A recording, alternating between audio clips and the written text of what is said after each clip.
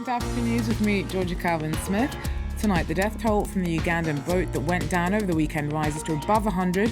The crowned vessel is carrying hundreds of Congolese refugees, making a desperate and fatal dash to return home. Also, Liberia now suspects it may be dealing with its own cases of the deadly Ebola virus. This after neighbouring Guinea gets the all-clear for Conakry, but continues to struggle with an outbreak of fatalities in remote areas.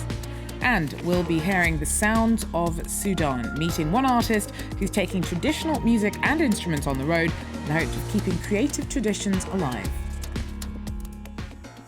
First up, at least 107 people were killed when their boat capsized on a lake in western Uganda over the weekend. The death toll continued to rise Monday as rescue teams kept pulling victims from the water. Most of the passengers were Congolese refugees so desperate to return home that they crammed into a dangerously overloaded ferry. Alex Turnbull has more. Swollen bodies on the surface of Lake Albert. Rescue teams from Uganda recovered dozens this weekend after a ship capsized between Uganda and the Democratic Republic of Congo. On board, at least 250 passengers, according to the UN, mainly Congolese refugees on their way back to their home country. There was a group of refugees from Congo who have been staying in the refugee camp in Changwali in Hoima district. They decided to organize on their own to see how they can go back. But unfortunately, along the way, they got an accident, their boat capsized. The ferry was not designed to carry more than 80 passengers, and at least one eyewitness claims the captain was drunk upon departure. 41 people were rescued from the lake and taken in by the UN's refugee agency. Relatives from neighbouring DRC have arrived at the site to try and identify the victims. Dozens are still reported missing. Despite recent efforts by local authorities and NGOs to improve safety standards, many boat owners in the area continue to overload their vessels. Well, thousands of Congolese had fled to neighbouring countries to escape militia like the ADF NALU, who terrorised the east of their country for almost a decade. This year, the Congolese government focused more resources on a crackdown on the armed gangs, prompting some refugees to think it was safe to go home. Well, Lisa Westhoff tells us more from Goma. Indeed, according to the UNHCR, who was actually taking care of the camp where they stayed, many of these Congolese refugees received calls from their families over the past days saying it was safe to go back home. You have to imagine that many of these Congolese actually live quite close to the Ugandan border, and because of the repeated presence of rebel groups in that region, they're actually quite used to cross the border to Uganda as soon as it gets dangerous and then go back to DRC when the security situation improves. Here again, most of the refugees had actually arrived quite recently in Uganda, mainly in July, fleeing the repeated attacks of the ADF NALU, a rebellion that is active in this northeastern part of DRC, a rebellion that has actually been quite strongly attacked by the Congolese army since mid-January. Some villages previously occupied by the rebels have been freed. So this is the reason why many Congolese refugees had decided to go back home over the weekend. It was supposed to be a 4-hour boat trip. It turned very sadly, and as you know, into a nightmare for most of them. Lisa Westhoff there for us in Goma. Now, the recent spread of the Ebola virus has not yet officially hit Guinea's capital, Conakry, say medics from the World Health Organization. Tests on suspected cases of the deadly illness came back negative Monday, but the threat is still very much there. The outbreak in Guinea is the country's first and has killed at least 59 people in southern forests. Neighbouring Liberia on Monday reported its first suspected victims. 6 have been identified, of whom 5 have already died. Meanwhile, in Guinea itself, health workers are racing to contain the threat there. This is the city of Gekdu in the Guinean forest, where the first case of Ebola fever was discovered back in February. Since then, the epidemic has killed at least 59 people. Members of the family of Bernard Tigiano were among the victims. He lost 8 people close to him, including his pregnant wife. I have no family anymore now. No. My wife, 8 people died. It's finished now. Many people have been quarantined while a center to house sick people is being completed. This is one way of dealing with the virus that provokes contagious fevers, vomiting, diarrhea, and is deadly in most cases. In Gekdu and surrounding towns, humanitarian aid workers have been overwhelmed. Here we don't have supplies for protection. We are short of workers and supplies. The Guinean government is on high alert.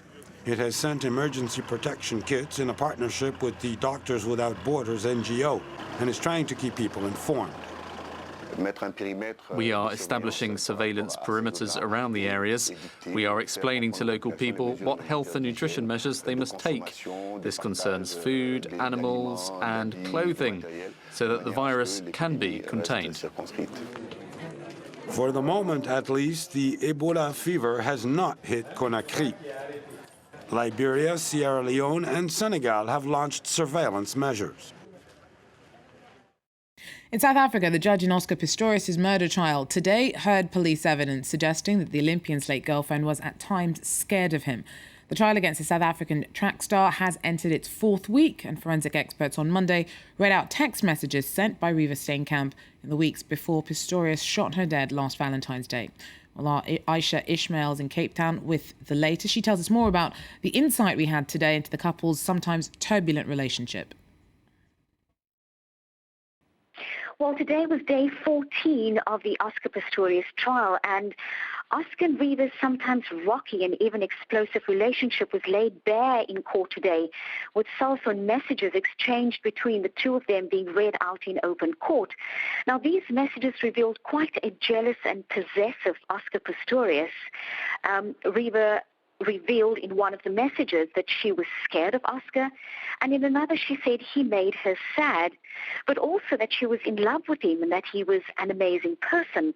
Now, cell phone analyst Captain Francois Muller told court today that of the more than 1,000 messages between Oscar Pistorius and Reva Steenkamp, 90% were normal and loving conversations. And while these messages were being read out in court, Oscar became quite emotional and cried in court as these very personal and intimate messages between him and Reva were being read out publicly. Now, I don't think that anybody would want that to happen to them. You wouldn't want your messages between your partner, your girlfriend or boyfriend to be laid bare in a manner in which it was done today. An Egyptian court sentenced 529 supporters of deposed Islamist President Mohamed Morsi to death after just 2 hearings. Now, it's a shock verdict that could still be overturned on appeal. Egypt's come down hard on Morsi's Muslim Brotherhood since his ousting last year. The defendants are part of a group of more than 1,200 alleged Islamists accused of killing 2 policemen and rioting last August. There's been a mixed reaction to the judgment amongst Egyptians. Some, though, are suspicious of the speed of the decision when Morsi's toppled predecessor, Hosni Mubarak, remains under house arrest. So why hasn't Mubarak been given the death penalty? Why hasn't Habib al-Adli been given the death penalty? So why haven't any of the ministers in jail been given the death penalty so far? Is their lawyer just really good and the lawyer for the 500 Muslim Brotherhood defendants lousy? Or are the judges just different, each working according to different laws? This is a farce. This is good because it is the first time we see our judges act so quickly, because this was the second session. So the best thing about it is that it happened quickly from the time of the clearing out of the Rabah and Nada squares. But this is something new for us when you have a big case decided so quickly. So we're very happy about this.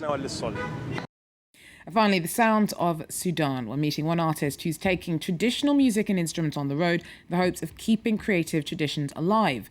Defal El Haj is working on reintroducing old scores for a new audience.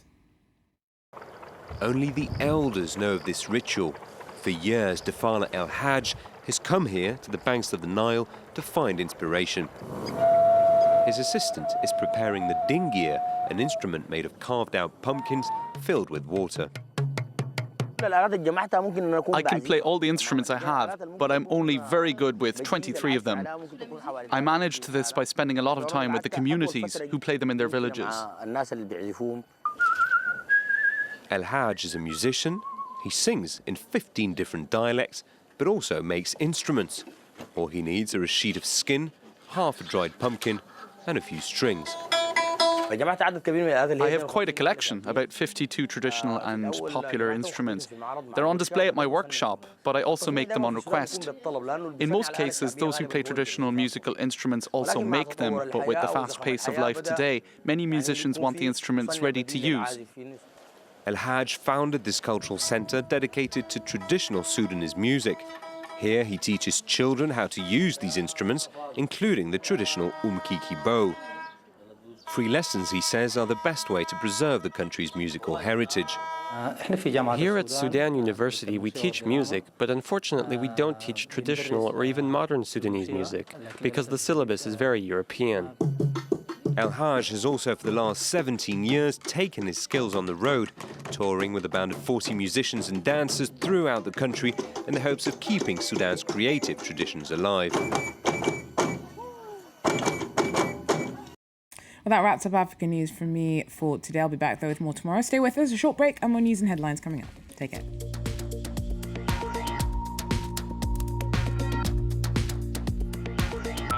Beyond Business. If you build it, will they come? Bilbao in northern Spain constructed a Guggenheim museum and saw millions of visitors pour into the city. In Beyond Business, we look at how cities around the world are trying to emulate its success. Beyond Business, en France 24, en France24.com.